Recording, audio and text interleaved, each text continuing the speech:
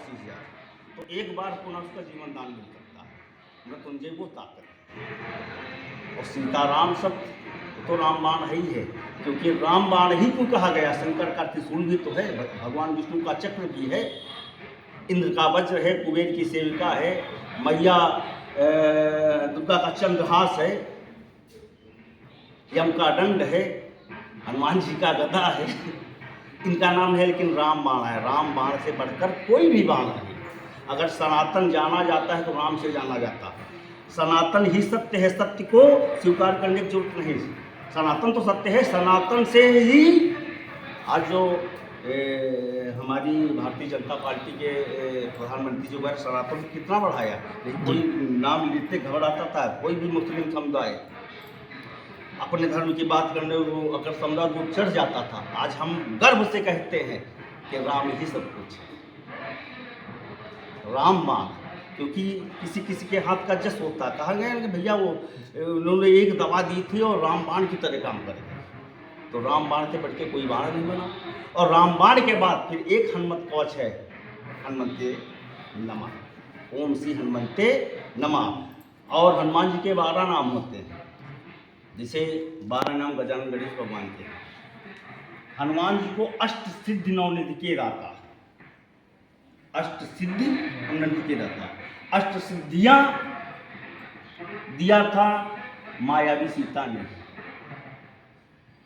जो लंका में सीता थी वो माया रूपी छाया रूपी सीता थी। उन्होंने वो वरदान दिया था। अष्ट सिद्धियां जब माया रूपी छाया रूपी सीता ने प्रदान कर दिया, जो हनुमान जी को प्रखर पर पहुंचा दिया। कलयुग के देवता हैं वो। और नवनिधियां भगवान सूर्य ने दी। अष्ट सिद्धियां नवनिधियां मतलब कोई चीज ऐसी वस्तु नहीं बनी जगत की लोगों में जो हनुमान जी नहीं प्रदान कर सकते। असबर दीन जान की माता, इनको वरदान है।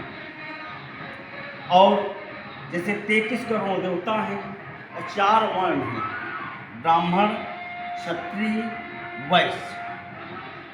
तो हर वंश के लिए इन चारों वर्णों में देवलोक से, गरुड़ पुराण में है, विष्णु पुराण में है, हर परिवार के लिए कुल देवी कुल देवता नियुक्त कर दिए गए देवताओं की तरफ से।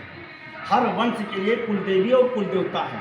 किसी की पूजा मत करो। कुल देवी कुल देवता अगर तुम्हारे घर के प्रसन्न हो गए तो किसी की जरूरत नहीं पड़ेगी, क्योंकि कुल देवी कुल देवता प्रभु के ही डाले हुए तुम्हारे वंश में, वो प्रसन्न सारा कार्य वही करेंगे।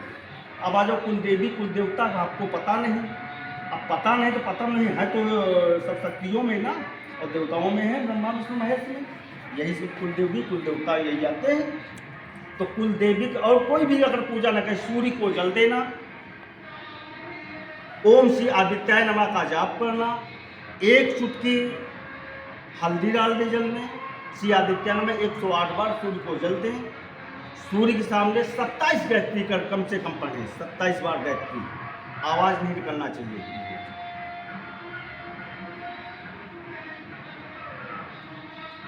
आवाज नहीं निकलना चाहिए, जिह्वा और ओठ चलना चाहिए, ये गायत्री होगा। और हनुमान जी के चालीसा, सूर्य के सामने हनुमान चालीसा या बजरंग बाण या हनुमान अष्टक आप पढ़ दें, तो क्योंकि सूर्य हनुमान जी के गुरु हैं।